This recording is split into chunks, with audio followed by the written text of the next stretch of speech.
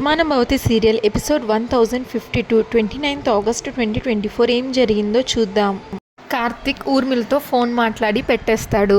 Phone పెట్టేసే టైంకి నీలిమ సీరియస్గా చూస్తుంది కార్తిక్ వైపు. అప్పుడు కార్తిక్ నీలిమతో ఏంటి నీలిమ అలా చూస్తున్నావు అని అడిగితే అప్పుడు నీలిమ చూడు కార్తిక్, ఎంత పెద్ద సమస్య అయినా మనం ఆలోచించే విధానంలో పరిష్కరించే విధానంలో ఉంటుంది. బాను మిస్ అయి వారం దాటిపోయింది, ఇప్పటి వరకు తన ఆచూకీ దొరకలేదు. టీవీల్లో పేపర్లో పబ్లిసిటీ చేశాము, మనందరం వెతుకుతున్నాం, పోలీసులు కూడా వెతికారు, అడవి మొత్తం జల్లెడ పెట్టారు, కానీ తన ఆచూకీ మాత్రం కనిపెట్టలేకపోయారు. అంటే దాని అర్థం ఏంటి కార్తిక్ అని అడిగితే అప్పుడు కార్తిక్ ఏంటో నువ్వే చెప్పు అని అంటాడు. ఇన్ని రోజులు గడిచినా బాను ఆచూకీ దొరకలేదు అంటే బాను ఇంకా రాదని అర్థం అని అంటుంది నీలిమ. ఒకటి కార్తిక్, మనసులో ఎంత ప్రేమున్నా జరిగిన పరిణామాన్ని నువ్వు కూడా అర్థం చేసుకోవాలి. మరీ అంత గుడ్డి నమ్మకం పనికిరాదు. నువ్వు కూడా వాస్తవంలోకి రావాలి. జరిగిందేదో జరిగిపోయింది అనుకుని జరగబోయే భవిష్యత్తు గురించి ఆలోచించాలి అని అంటుంది నీలిమ. కార్తిక్కి బాగా కోపం వచ్చేస్తుంది. మన చేతుల్లో ఏది లేదని ఉన్నదాంతోటే జీవితం గడపటానికి అలవాటు పడాలి. గతాన్ని తలుచుకొని బాధపడటంలో అర్థం లేదు. ఇంకా ఎప్పటికీ బాను తిరిగి రాదు అన్న విషయం నువ్వు, ఆంటీ, మీ ఫ్యామిలీ మొత్తం నెమ్మదిగా అర్థం చేసుకోవాలి కార్తిక్. మీరు ఎంత బాధపడినా ప్రయోజనం లేనప్పుడు బాధపడటం కూడా కరెక్ట్ కాదు. ముందు ఈ నిజాన్ని మీరు తెలుసుకోవాలి అంటూ కార్తిక్కి చెప్తే కార్తిక్ వచ్చి నీలిమ పీక పట్టుకుంటాడు కోపంగా.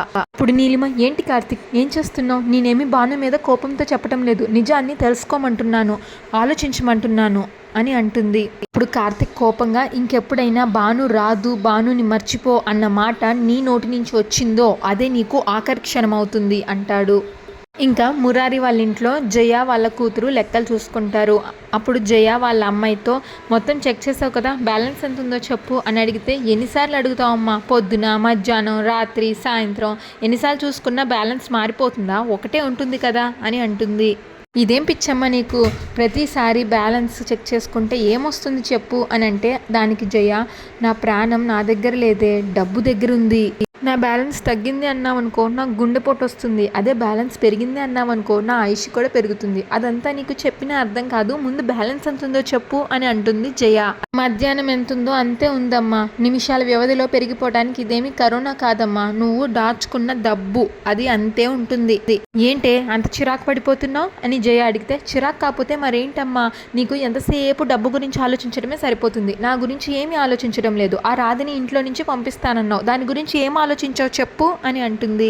ఇప్పుడే కదా అనుకున్నాం, అనుకోగానే అయిపోతుందా అని అంటుంది జయ. అయినా వడ్డీ అయినా సరే నెలకు ఒకసారి వస్తుంది, ఆలోచన కూడా అంతే కదా, దాన్ని పంపించాలంటే పథకం వేయాలి, అప్పుడే దాన్ని పంపించాలి అని అంటుంది. అప్పుడు జయ కూతురు బాగుందమ్మా, నువ్వు ఇలా ఆలోచిస్తూ కూర్చో, నీకు ఆలోచన వచ్చాకే నువ్వు దాన్ని అమలు చేయి, ఈలోగా దానికి గతం గుర్తొస్తుంది, జరిగింది మొత్తం చెప్పేస్తుంది అని అంటుంది. గతం గుర్తు రాగానే వాళ్ళిద్దరికీ అమ్మమ్మ పెళ్లి చేస్తుంది. నువ్వు పెద్దదానివి కాబట్టి అక్షంతులు వేయి, చిన్నదాన్ని కాబట్టి నేను పెళ్లి పనులు చేయాలి, ఏం చేసినా తొందరగా చెయ్యమ్మా, లేదంటే నా జీవితం అయోమయంలో పడుతుంది. దానికి జయ ఓసిని ఆత్రం తగలడా, అసలు ఆగలేకపోతున్నావు కదా, సరే ఇప్పుడే ఆలోచిస్తాను, ఏం చేస్తుంది బయటకు వెళ్తుందో చెప్తాను అని ఒక ప్లాన్ వేసుకుంటుంది. ఆ ప్లాన్ వాళ్ళ అమ్మాయికి కూడా చెప్తే అప్పుడు వాళ్ళ అమ్మాయి సూపర్గా ఉందమ్మా, ఇది నీ తెలివంటే, ఇంత బుర్ర ఉన్నదానివి వడ్డీ లెక్కల గురించి ఆలోచించడం మానేసి నా గురించి ఆలోచించు అని అంటుంది. మురారి బాధపడుతూ ఉంటాడు. రాధ తన రూమ్లో అటు ఇటు తిరుగుతూ ఉంటుంది. వాళ్ళ మేనకోడలు రాధ దగ్గరికి వెళ్ళి రాధ ఎలా ఉన్నావు రాధ అని అడిగితే రోజు చూస్తున్నావు కదా, ఇద్దరం ఒకే ఇంట్లో ఉంటున్నాం, మళ్ళీ కొత్తగా ఎలా ఉన్నావు అని అడుగుతావేంటి అని అంటుంది భాను. అదే రాధా, నీ గతం ఏమైనా గుర్తొచ్చిందా అని అడుగుతున్నాను. చూడు రాధా, మనందరం ఒకే ఇంట్లో ఉంటున్నాం, ఈ ఇంట్లో అందరూ నీతో అభిమానిస్తున్నారు, అయినా నీకు గతం గుర్తుకు రాకపోవడం ఎంత నరకంగా ఉంటుందో నేను అర్థం చేసుకోగలను. అందుకే నీ గతాన్ని గుర్తు చేసుకోవడానికి ప్రయత్నించు, అప్పుడే నువ్వు సంతోషంగా ఉండగలవు. నేను నీ మంచి కోరుకునే మనిషినే, అందుకే చెప్తున్నాను అని అంటుంది జయ కూతురు భానుతో. దానికి భాను ఎంత ఆలోచించినా నాకు నా గతం ఏమిటి అనేది గుర్తుకు రావటం లేదు అని చెప్తుంది. నాకు తెలుసు రాదా, అయినా మేమందరం నీ గురించి ఎంత చెప్పినా నువ్వు మా దగ్గరున్న ఈ 6 నెలల గురించే చెప్పగలం కానీ అంతకుముందు నీ జీవితం ఏంటి, నీ ఆలోచనలు ఏంటి అనేవి మాకు తెలియదు. అది నీకు మాత్రమే తెలుసు, నువ్వు మాత్రమే తెలుసుకోగలిగిన విషయం. దానికి భాను అసలు నన్ను ఇప్పుడు ఏం చెప్పాలంటావు, నువ్వేం చెప్పాలని వచ్చావు అని అడుగుతుంది. దానికి జయ కూతురు ఇంకా నీకు అర్థం కాలేదా, నువ్వు అసలు ఎక్కడి నుంచి వచ్చావు, ఇక్కడి నుంచి వెళ్ళిపోయిన తర్వాత నువ్వు ఎక్కడికి వెళ్ళావు, అదంతా నువ్వు మాత్రమే తెలుసుకోగలిగిన విషయం, అదేంటో తెలుసుకునే ప్రయత్నం నువ్వు చెయ్యి, అప్పుడు కదా నీ గతమంతా నీకు గుర్తొస్తుంది అని అంటుంది. అంతేకాని ఇక్కడ మేము ఎన్ని మాటలు చెప్పినా మా గురించి చెప్తాం, ఈ ఊళ్ళో వాళ్ళు నిన్ను అభిమానించారు అని చెప్తాం, ఇక్కడ నువ్వు ఉన్న విషయాల వరకు చెప్పగలం, అంతే కదా, నీ గతం గుర్తు చేసుకోవడం అనేది నువ్వు మాత్రమే చేయగలిగిన పని, మేమెంత చెప్పినా కొంత మాత్రమే చెప్పగలము, నువ్వు మావయ్య సంతోషంగా ఉండాలనేదే నేను కోరుకునేది, నేను చెప్పేదానిలో ఎలాంటి దురుద్దేశము లేదు, మావయ్య నిన్నెంత ఇష్టపడ్డాడో మా అందరికీ తెలుసు అని అంటుంది. ఈలోగా మురారి రూమ్లోకి వస్తాడు. రాధతో ఏం మాట్లాడుతున్నావు సత్య అని అడుగుతాడు.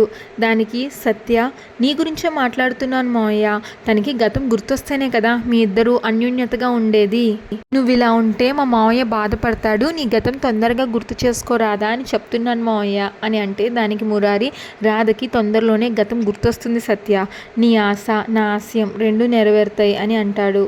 నువ్వు ఇలా ఎల్లకాలం ఉండవు రాధా, తప్పకుండా నార్మల్ అవుతావు, దానికి ఏం చేయాలో తెలుసుకున్నాను, రేపు మనిద్దరం కొండ మీద అమ్మవారి గుడికి వెళ్తున్నాం, ఎందుకు తీసుకెళ్తున్నానో నాకు తెలుసు అని అంటాడు మురారి రాధతో. దానికి భాను అది అని అంటుంది.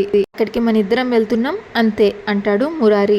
మురారి అక్కడి నుంచి వెళ్ళిపోగానే సత్య మళ్ళీ నీకు నువ్వుగా అన్వేషించు, ఈ ఊరికి రాకముందు నువ్వు ఎవరు ఎక్కడుండేదానివి అదంతా నీకు నువ్వుగా తెలుసుకునే ప్రయత్నం చేయి, అప్పుడే మంచి రిజల్ట్ కనిపిస్తుంది అని అంటుంది.